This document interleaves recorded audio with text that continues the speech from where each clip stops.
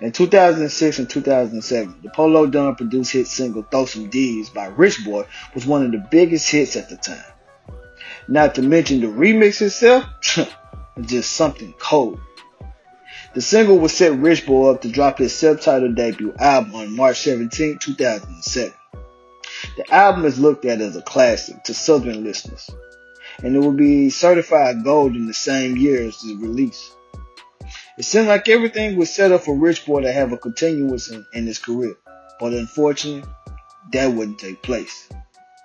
From being on top of the charts at one point, to having issues with his label, being held in a contract with his production company, money running low, going independent, trying to regain the steam that he once had in the industry, and not to mention music was changing at a rapid pace. And this is the reason why Rich Boy would disappear after the success of Throw Some D's.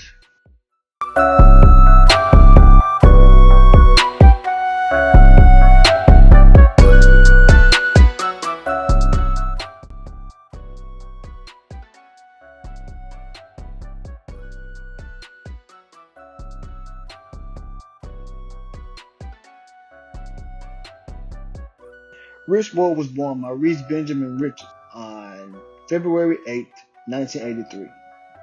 Rich Boy was raised out in Mobile, Alabama.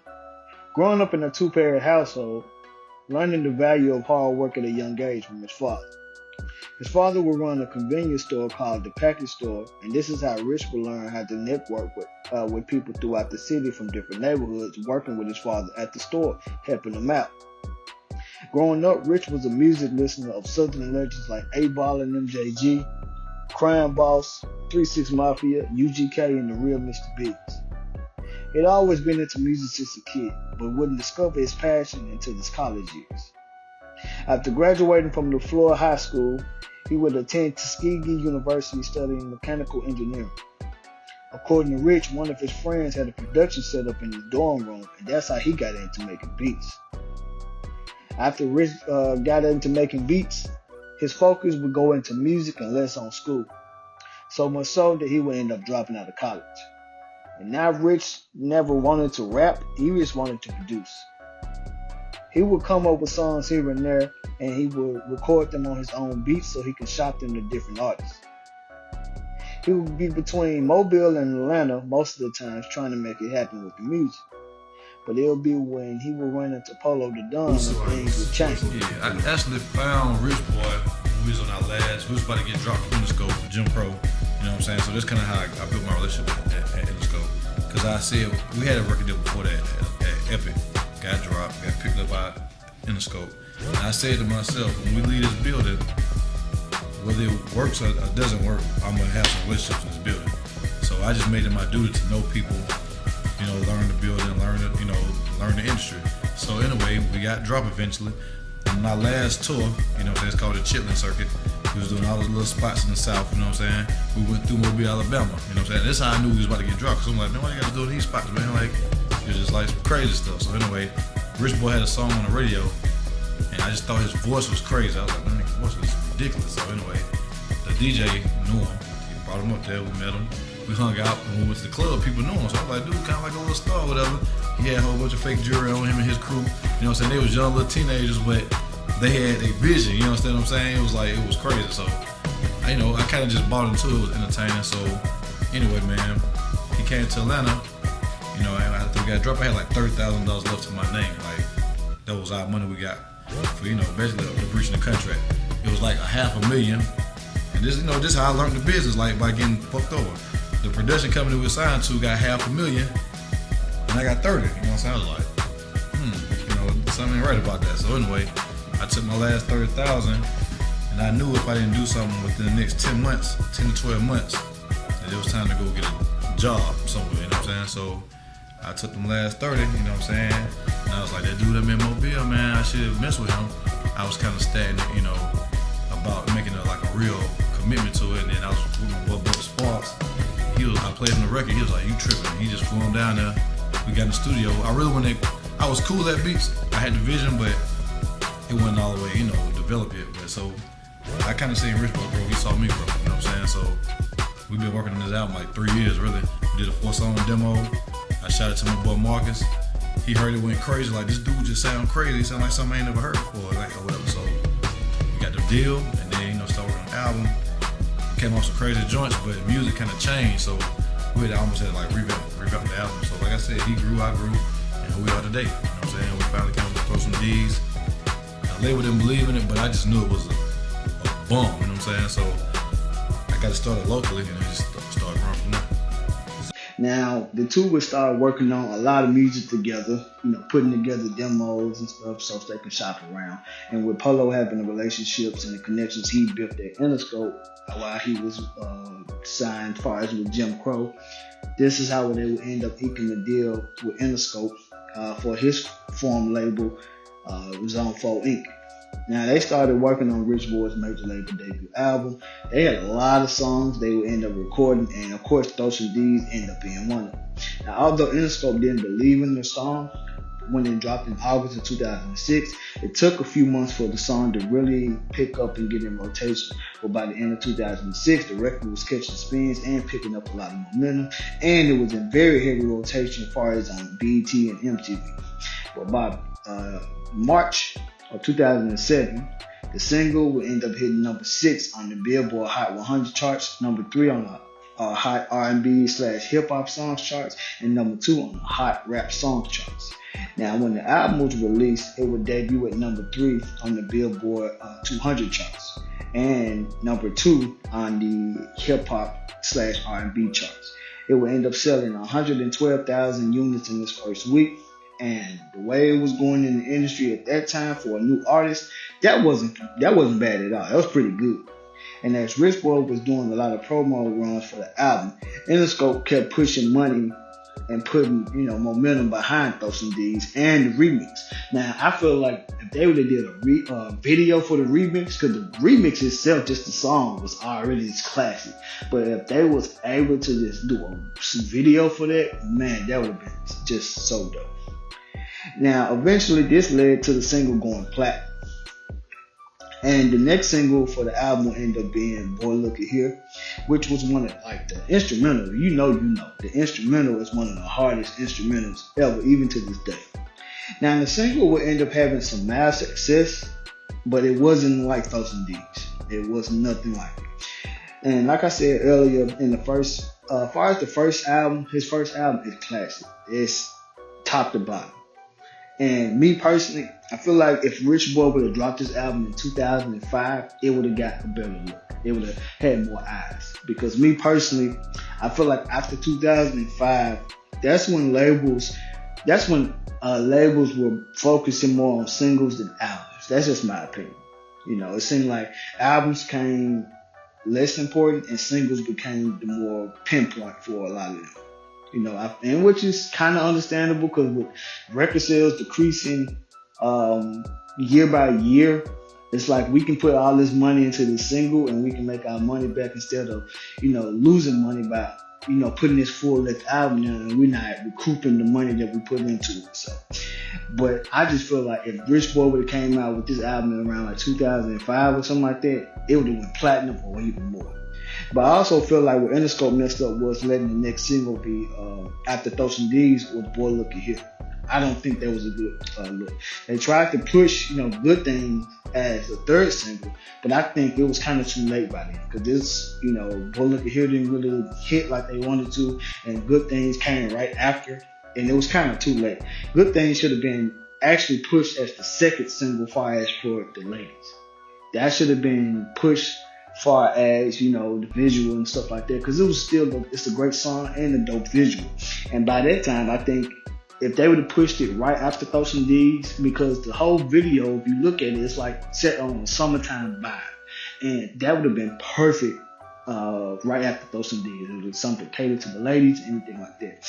And also, as far as on the street single side, I think they should have went with What It Do featuring Lil Jon and Cudi Cartel. That single right there, that was still hard to this day. I think that would have worked as well. And then as far as for the third single, I think to get the more serious audience, they should have went with Lost Girls.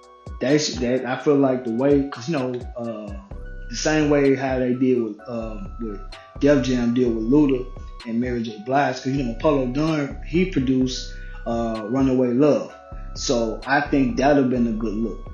So Lost Girls is like that whole concept. I think that would have been like a better look far as for the third single. That's just my opinion.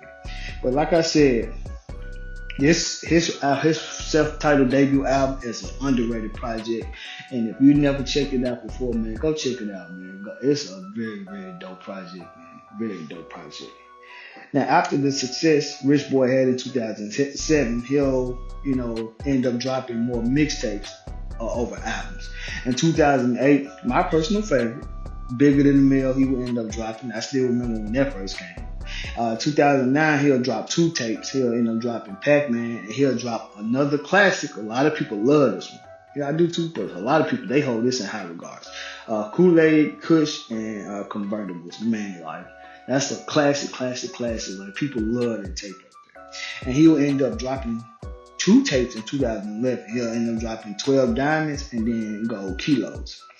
Now, during the years that these mixtapes are dropping with a lot of great original music and great features, Rich Boy is still in his deal at Interscope/Zone 4.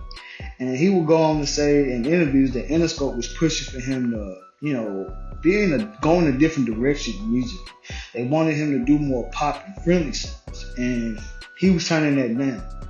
Hence the reason why they wasn't dropping anything on him. Everything he was doing was mostly on his own. And Interscope is known for that. They are known for trying to push artists in a different direction. Like, my thing is, if this worked for this artist, why are you not trying to do that? And I understand it's the whole music business. The whole business is to make money. But if this right here, if this lane is what brought this artist success, why are you trying to change things for them? It's just crazy. And then also learning what I know now as far as about Polo the Don, as far as his situations, as far as with Hit Boy and Don Tripp and others, I feel like Polo abandoned Rich Boy after he got what he wanted. And mind you, he's someone that was in the industry way before, and he got screwed up as far as him being with Jim Crow. They were signed to somebody, and they got deals and stuff like that, and they got screwed up. So it was no different than what he did to Rich Boy. Once he was able to throw some D's popping, and Interscope gave him the bag he wanted for the Zone 4 label, he basically felt like he didn't need Rich Boy. His focus went into producing other artists, and also he had Carrie Hilson on the label, and it went into doing her solo stuff, because she was a very incredible songwriter and things like that. But he just left Rich Boy to the side. Like, he became an afterthought. And that's how the music industry has always been. Folks learn the business by getting screwed, and then they repeat the same business cycle on other people. And, it's always been like that. Now, around 2012, Rich Boy was finally a free agent, and he would end up inking a deal with E1 for his second album called Break the Pot, which would end up dropping in April of 2013. This is a 6-year gap from his debut album to his second album. Now, of course, Rich Boy will go on to drop other projects afterwards as an independent artist, but he will also make headlines for other reasons other than music. But despite his rise and his fall, the brother is still living. He's still here with us, and he's able to still do music and do shows and do interviews. Now, of course, people place him in the category of a quote-unquote one-hit wonder, but you have some hits that have come and gone, and honestly, some of these so-called big hits, we probably don't even hardly remember. But at least he was able to make something that's timeless and that will never go away. For us true music listeners, he's more than a one-hit wonder. He's someone who provided dope music for, our ears during our youth years, from the albums and the mixtapes. Now, I know for a fact in Alabama, he is stamped as a legend. They're always going to hold him in high regard. But in my opinion, I think Rich Boy disappeared after the success of Throw Some D's is because he didn't want to play the game. He wanted to keep his soul. He didn't want to get down with their agenda.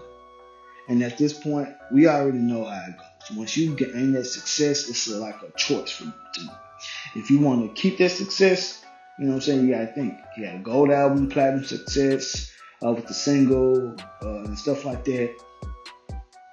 If you want to keep that, you gotta go over here. But if not, then if you go over there and choose that, you're never gonna get to that level ever again. And at the end of the day, you cannot get upset with someone from the decisions that they make. Everyone, you gotta realize, not everybody stands on morals and principles. Not everyone, puts integrity behind their decisions, and he did that. Which you can't get mad at that. Like I said, regardless of the things we've seen in the headlines, which I'm not even trying to highlight or anything like that, as far as the things he's been through, because at the end of the day, we're all human. We all go through our ups and downs and our trials and tribs. But you can't get upset, because that man didn't want to. He didn't want to. He didn't want to play. He didn't want to go by their rules. You know what I'm saying, he didn't want to go there. He didn't want to go down their route. So at the end of the day, I can't fault that man, and I can do nothing but salute him. So big ups to Rich Boy. I'm your boy Mouse.